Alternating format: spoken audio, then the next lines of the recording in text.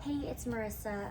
We have been in the hospital for just over 5 months now, and I know firsthand how frustrating it is to feel like you want to come in and have a connection with your child, or if you want to hold them and it just doesn't happen that day. I have oftentimes planned my day around trying to come in and hold my son, and sometimes it just doesn't happen because of the nurse's schedule and my schedule not adding up, or maybe I get to the hospital and he was really agitated or something was going on and he had just fallen asleep, and so they didn't want to move him or get him into my arms, because sometimes when you're with a critically ill child, just even touching them can make them upset, and when they get agitated, that's something you definitely want to avoid. Sometimes if a nurse is too busy, they can't help transfer him into my arms, and so I'm left in the dust just sitting there and wishing I could hold my child, but then I can't. Since being here for so long, I've picked up a few tricks and things that I do to just make sure that my son knows that I'm here, knows that I love him, and yeah, so let's get into it. So let's say that you get there and your child had a bad night or something, and you come in and you want to hold, and they say that it's not a good idea and that they don't think you should hold him. Some things that I go straight for is just making sure that he can hold my hand in his little hand right here. He's asleep right now, but I can put my finger in his hand and feel his grip. And so that's just one of the first things that you can do, is to let them know that you're there, is put your finger in their hand and let them grip onto it and let them have that touch. You can also touch their toes or their feet or rub on their legs. Another thing that babies are very fond of, or maybe this isn't a baby, maybe this is an older child, but they love head rubs. So give him a little head rub, and he loves it. He moves his head around, so I know he knows I'm here. And other times, just having the scent of you around is really helpful to them. So if you have some swaddles or some stuffed animals or just little hearts or anything that has your scent on them, you can set them by their head. He's got some stuffies, some things that they just smell like home. If you want to bring swaddles in and sleep with them before bringing them in, then it has extra scent about home and what home is like for them. That's a huge thing, just scent, touch, head rubs, touching their hands. Sometimes I would put my head on his chest like this.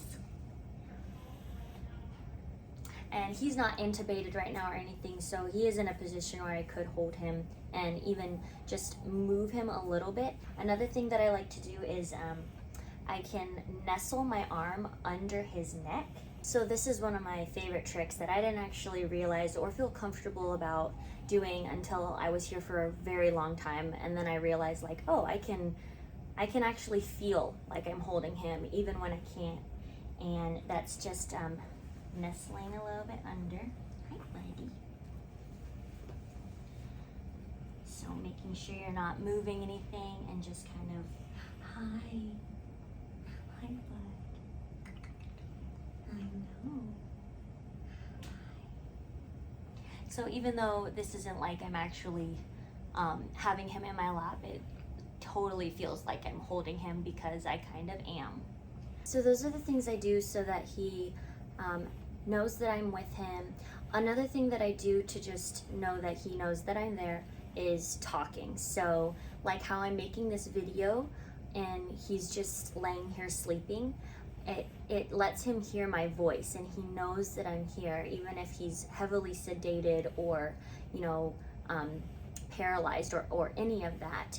He can hear my voice and he knows that I'm around. So try to have phone conversations with people while you're in the room, and normally it doesn't really wake them up, but they know that you're there. So I call my mom or my family, and I call just anybody to talk, because then he can hear me. So my husband's voice, my voice, talking to people on FaceTime or on speakerphone so that he can also hear other family members that aren't allowed to come visit. I also like to sing to him, so oftentimes I'll turn on some like karaoke on YouTube and I'll just like sing along to some songs that I would love for him to know or listen to. And so singing, he loves music, so if I'm not there to sing or play any music, then we have an iPad that we put in the room that we just have a long list of songs that it just shuffles through. They have an iPad in the room. You can just put on any music that's good for babies, and it helps them developmentally, I think. So music, talking, and another big one, I have so many books that I would just read to him when I wasn't allowed to hold him, especially after the first like few days that we were put into the hospital. I had just given birth and they didn't let me hold him, and I was really sad. So I read a lot of books to him. You find ways to connect when you're not really allowed to. And so those are all my tips and tricks. Let me know if you have any that I've missed. I think I hit a lot of them that are to the extent of what you can do when you have a baby with a breathing tube, or your child's got the ventilator, they're not really allowed to move, they're paralyzed, they don't want you to really move him into your arms, and hopefully they do let you touch him. I'm hoping that the tips that I gave you would help you to feel closer to your child. Let me know if I missed anything in the comments, and I plan to keep making some good tips, informative things that I've learned through this life. And yeah, I will catch you guys in the next video.